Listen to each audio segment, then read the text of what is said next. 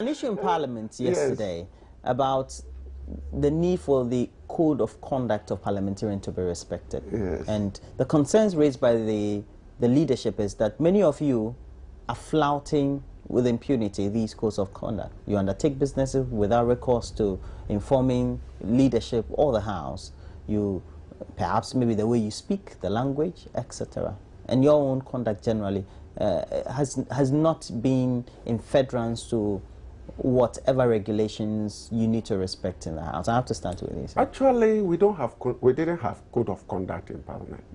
No. You are certain. This is still the first one, at least. You need yes. At least you know there are norms, and norms usually sometimes are not written. They are not. That is what I want us to understand. It's not like you have a code of conduct, and therefore they can make reference to, and based on that there are punitive measures.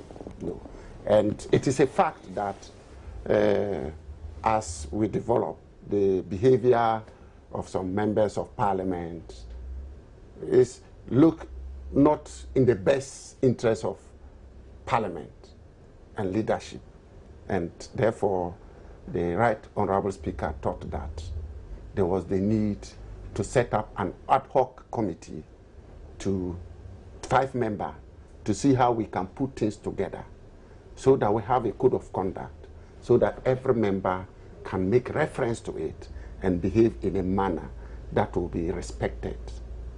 And therefore, is the beginning of this year, it was set up, and they have in the last yes, and they have presented it to Parliament. We hope that detailed work manual will be added to it when it is finally through, because that one actually did not give detail as to what, when you breach this, what happens. But the manual yesterday, the majority leader was saying, will come up soon to give a backing complete, so that whatever happened, there are references and there are documents as to what should happen. I think that is good. As members of Parliament, we are representative of the people, and we need to hold it in high esteem. Our behavior, our utterances must be in a manner that will not bring Parliament to disrepute, and I think it's in the right direction. Do you always need to have your codes written before you tend to respect what perhaps as a noble member of Parliament you should also go by? No. I'm saying no because we have the standing orders in Parliament. When you carefully read the standing order, I've read through it about 3 specifications as to. You'll see that those who drafted the standing orders were having that the parliamentary code in mind. So there are certain clauses in the standing orders, and that will prevent the member of Parliament to how to conduct himself on the floor of the Parliament or the House and all that. So if you carefully have a look at the sound, definitely the thing is in there. But as the number got increased, we started from 120 members to move on to 230, blah, blah, blah. 200. 200, then 230. Today we have 275 members in Parliament. Definitely. So even the next time we'll go to 3. Even a teacher, if you have taught before, you're a teacher in the class, as soon as the number of people in your class got increased, definitely its control becomes a bit difficult. And then all sort of behaviors will also come into the class, and then it starts to go like an infection. So there must be measures to control that. That is what is happening in Parliament. So definitely, not that something seriously is happening, but you must always take advantage and be ahead of situations. So leadership have saw that now the number is getting increased and increased. It is better we put our code of conduct on paper, so that we look and go by it, so that members who go contrary to the code will be sanctioned by the leadership. I made mention of members running a business. I've been a member of the members holding office of profit in Parliament since last Parliament, and I don't know any member who will run a private business without appearing before the committee. Not in the matter of information, you appear before the committee. We'll look at the business that you are going to run and see whether it will not contradict to your work in Parliament, whether it's not going to have a conflict of interest. And then we look at all these things, then if we give you approval to go around, actually, it won't take anything from you. If you are a member of parliament, you haven't done that, I don't know. It's not only member, ministers also are supposed to appear before this committee. And it is an appeal that I'm making that members who haven't done that should do that. That didn't take anything from you. And then we also look at, as we put it, our behavior on the floor of the House and all that. But where I'm looking at it that will help Parliament to redeem its image from the public may not be the code of ethic or whatever that we are going to have written, sanctioning members. It is our political stance, certain political stance that we take on the floor of the House. Meaning what? What I mean is when a motion is tabled on the floor of the House, where an MPP man can stand up and say that this bill is not going well for my party, but for the sake of this country, let's be firm and defend it for Ghanaians outside to see that Parliament is there for our cause. I'm not saying we are not there for the cause of Ghanaians, but at times some political stance that we take, some, not all. I've been in Parliament, and the miserable aspect of it is that those that, for instance, my brother here is an NDC MP. Issues that will come to Parliament that they, I'm talking about they as NDC, having their government in power and it does not agree or they don't agree to it, will trash out at the committee level and say that, hold this one, hold up. Then quickly the government will come and withdraw it. So the public will not see that they are taking against government policy, because at the committee level it's not been shown for journalists and everybody to see. So that's that they say, yeah, and what the public see. And I think as members of Parliament, we are doing ourselves a big harm.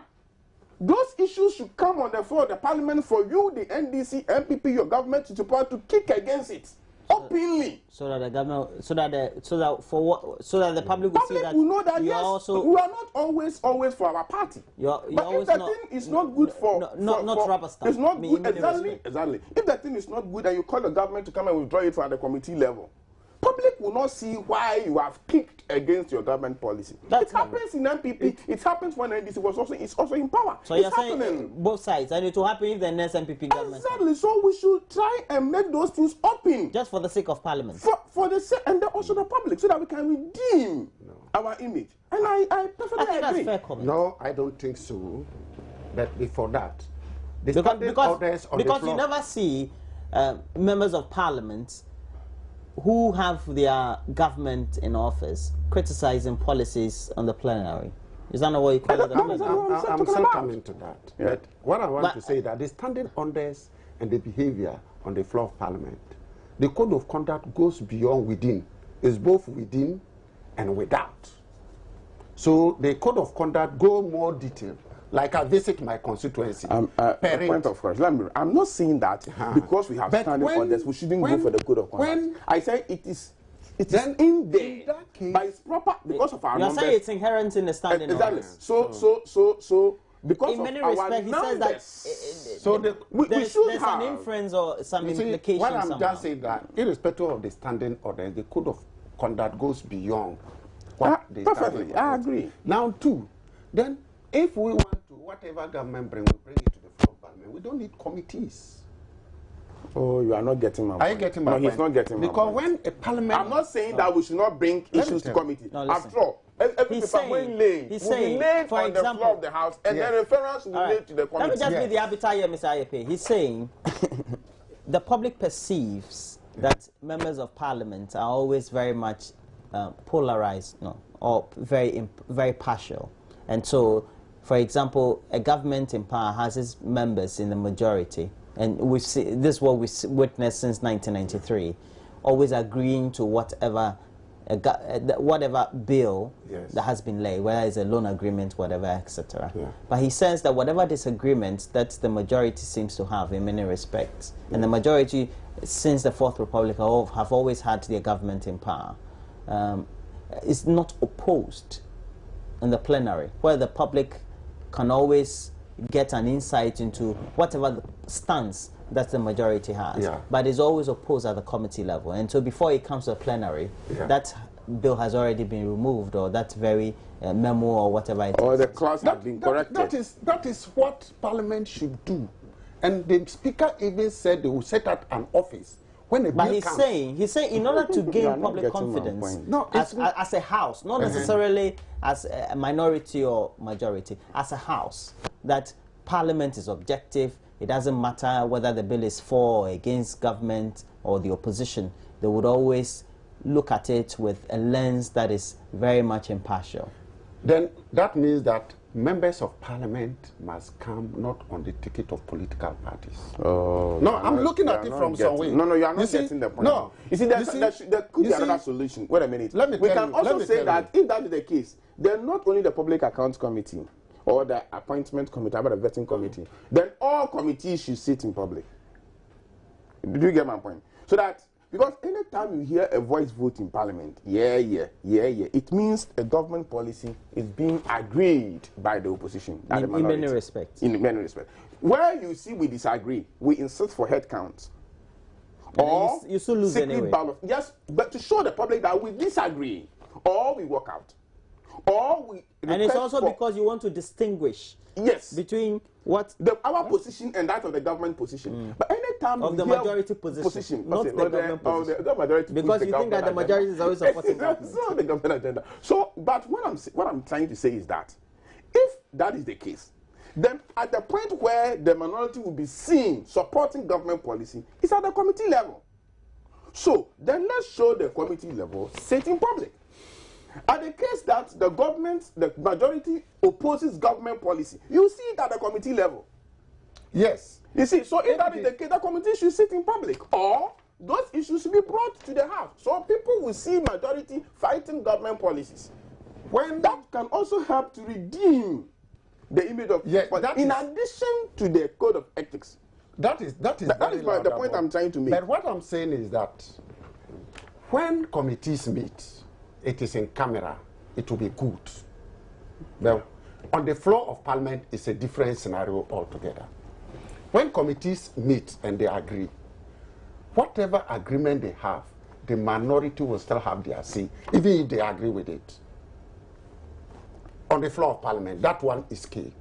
You're not getting his argument. He's not getting my point at all. You see, why you see at times, you see the minority. That is why in the budget, in bill discussions of bills and acts. The explanation I did, you got it.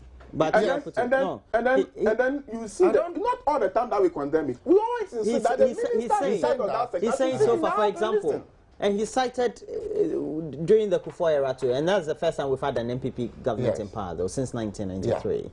For example, our parliament is always seen as a rubber stamp parliament. Yes. So whatever the government, it's not the perception. That's the truth. And he has agreed. No, I haven't agreed that parliament is a rubber stamp. I said that is the perception out there. That's the perception out there. So in order to defeat that very mindset in the public's eye, then some of the issues that even the majority, which always will have its government in power, and this is what we've witnessed since 1993, would disagree with.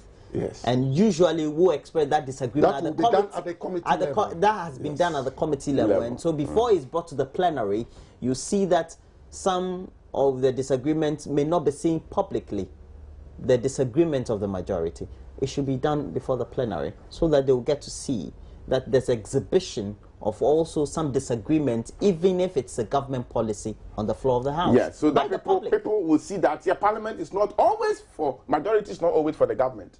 So that perception out there, that Parliament is rubber stamp. Because for example, I have covered Parliament severally, and I also know the majority is always not in opposition. It's not in favor of a lot of things. Indeed, even in some of the things that they even agree on or even vote for, after that very voting session, they'll come to you and say, my brother, I've been in Parliament, this is my 6th year, and I've been in Parliament and I've seen several bills, loans agreement, that have been laid in Parliament. Speaker referred to committee. At a certain stage at the committee level, it's withdrawn.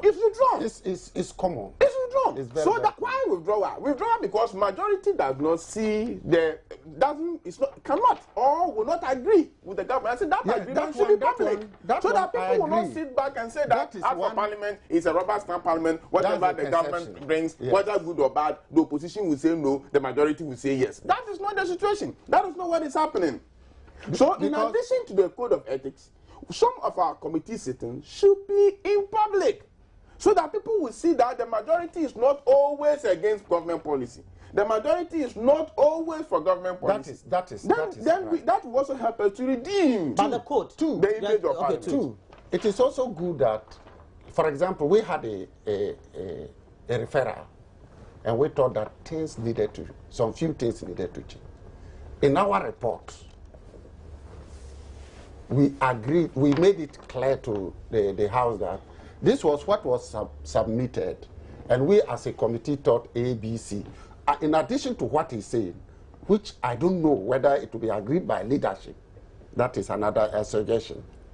We also need to indicate sometimes why A has to change and B has to change. We invite the minority technocrats at the committee meeting to make amendments in some of the clauses they put in their bills all the time. What I'm saying is that, let us see that this thing is not good on the floor of the Parliament. Go and correct it and bring it back. But when we do that at the committee level, then the public out there will not know what has happened at the committee level. And they say that always majority is for the government, always minority kick against government policy. It's true. It's true that and this thing is not helping Parliament. Perception, but that is not the real case. When we go to committees, most often you don't see MPP, NDC. Yes. At the committee we level. Scrutinize issues. At times, technocrats find it difficult to defend their own policy. They take it away. At the committee level, there is nothing like not on the floor of Parliament? NDC. Why not committee meetings? So the MPP NDC is always at the floor. It's on the floor.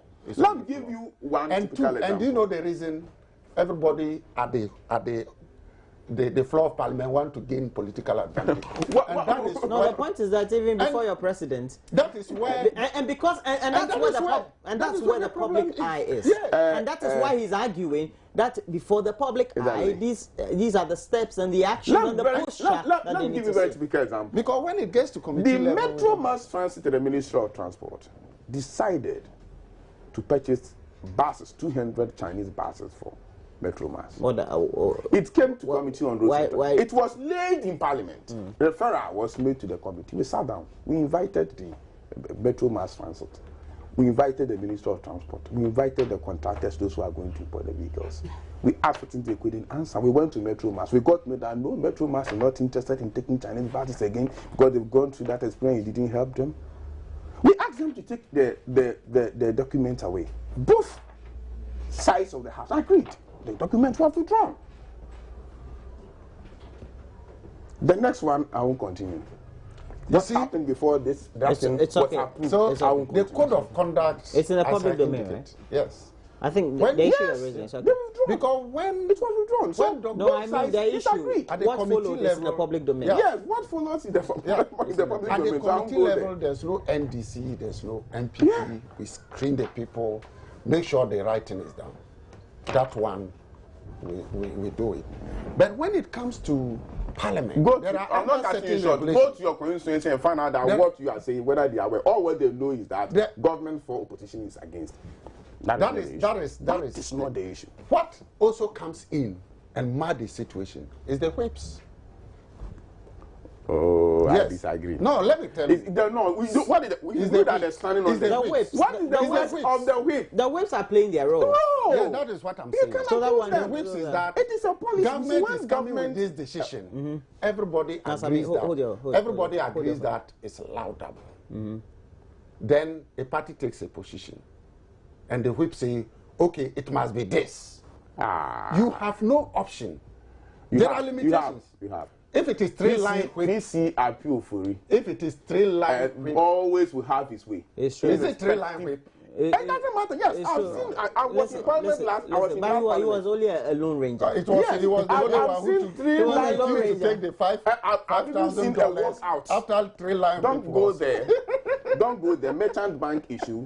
Merchant. See, if you want us to go there, we go there. Then this non-partisan discussion. non-partisan discussion that we are having. If you want us to go there, we will. Non-partisan. We will. No, because I can also say what happened in the sales and merchant bank. I was in Parliament when Ghana Telecom sale was taking place. From MPP. We've seen a situation where the minority walked out and PCO didn't go out. When you say you don't have option, I say no, you have. I'm not this one. I'm not alleged. Even in speculating or perception. He came out and said he was because he didn't support. You're still going there.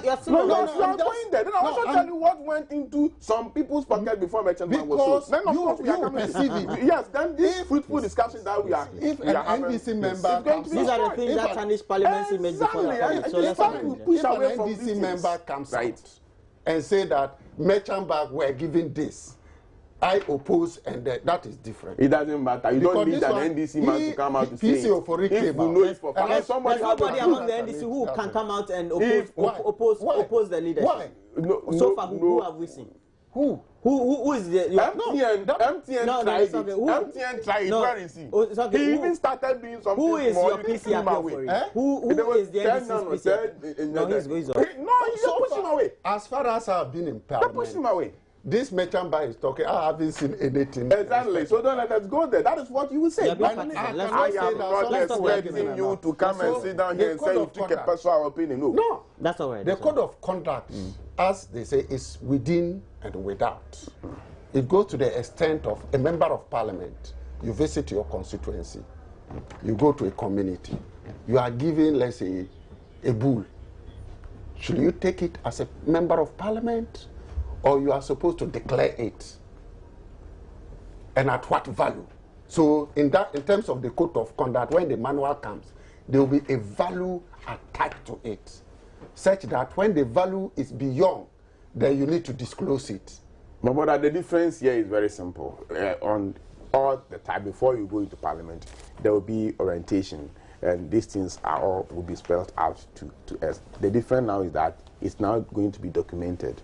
And sanctions will also be added and also be in documentation, so that when you go against it, definitely you open your page and know your sanctions.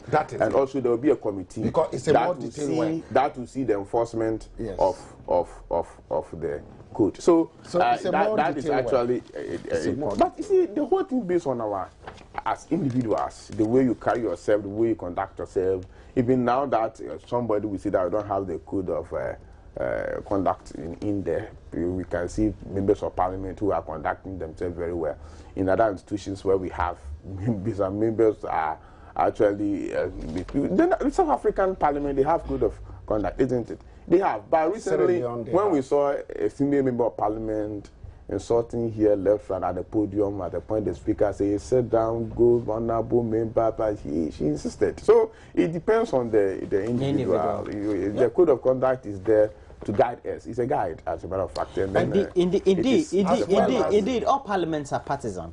So exactly. Even in the US, once the Republicans have the majority. Yeah, the majority. So and they are very much partisan. Obama used his veto to get Obamacare through. So these things are. So that is why there's the need for us to understand the democracy that we have in this country. If we don't understand democracy, but so far, one day what happened in, may God forbid, happened in Burkina Faso, we are not going to experience it.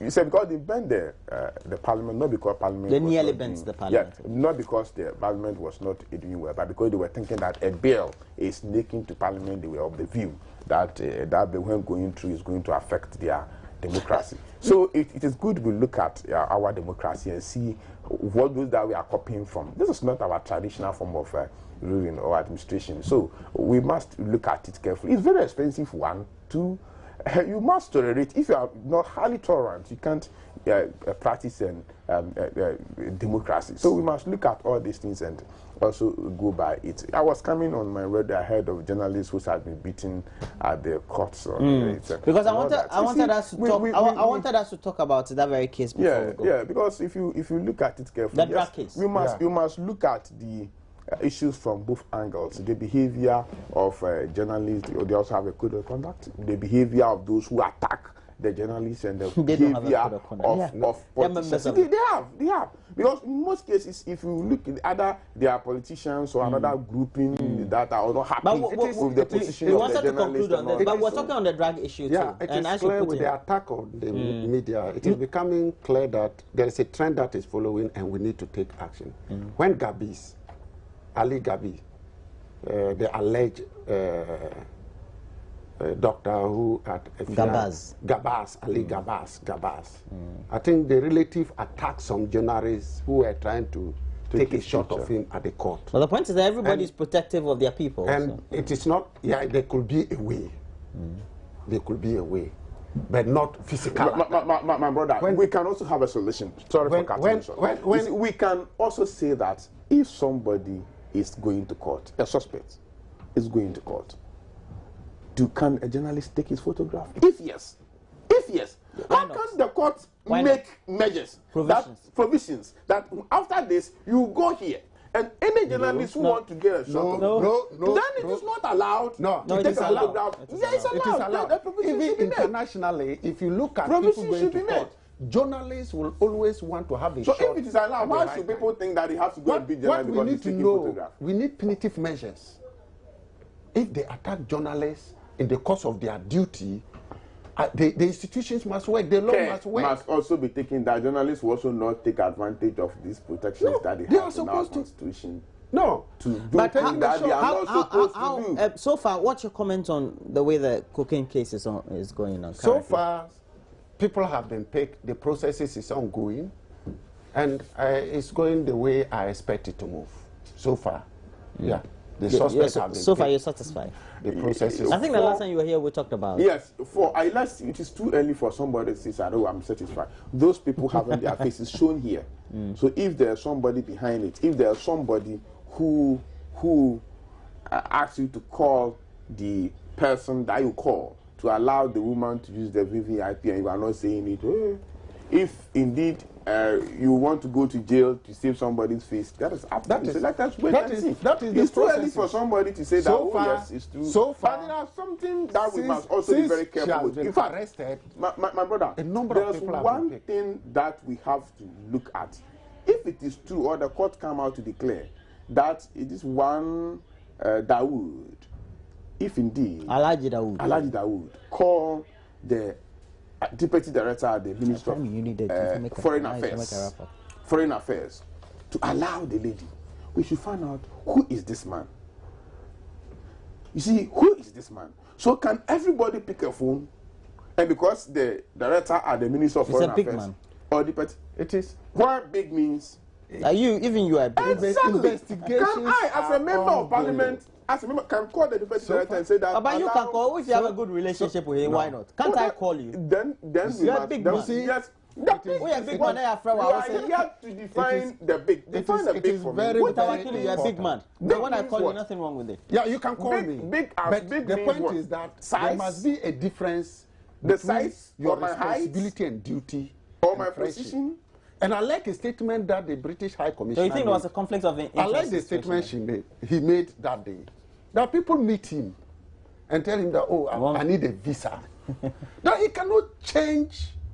He cannot give you a visa. The processes must go through. You have to satisfy. You have to satisfy. So it is very, very important that we have the processes. You can have your friends. That is why sometimes when I call you, you don't pick. When I say I need something, you say, "Oh, I can't." You've never told me you can't help me, but you have been doing some local living. No, the pattern. If it is within my jurisdiction. I haven't called you before. You haven't called me. Anyway, that's why I say what. Okay, thank you very much, gentlemen. Thanks for. And Samuel Ayepe is a member of Parliament for Aye Nsuano. And thanks for joining me, Sammy. Even though he was late, we've had fruitful discussion so far. And Adam Mutawakilu is a member of Parliament for Damango. We're talking on energy, etc. And Sammy came to put a lot of fire behind it. It was funny, very difficult to sit on his chair. Yes. No. You see, when I sit this way, I think the chair is too small. If you at the point in time, the host asked you to sit down. I always sit. No, you wanted to get out from your seat. You can't enter the Trading Ghana's water for gold is a documentary documentary that exposes the scary realities of alluvial gold mining. It was put together by Gifty Ando Apia and Eden Srim, and they are both journalists, award-winning journalists. And apparently that video documentary titled Trading Ghana's Water for Gold won an award at the first ever African Fact-Checking Awards, and it was set up and sponsored by the AFP Foundation. And please, it is the media training arm of the AFP News Agency and Africa Check, and it will be screened live at the British Council here in Accra. But they will be in the studio speaking to Baba Tando next.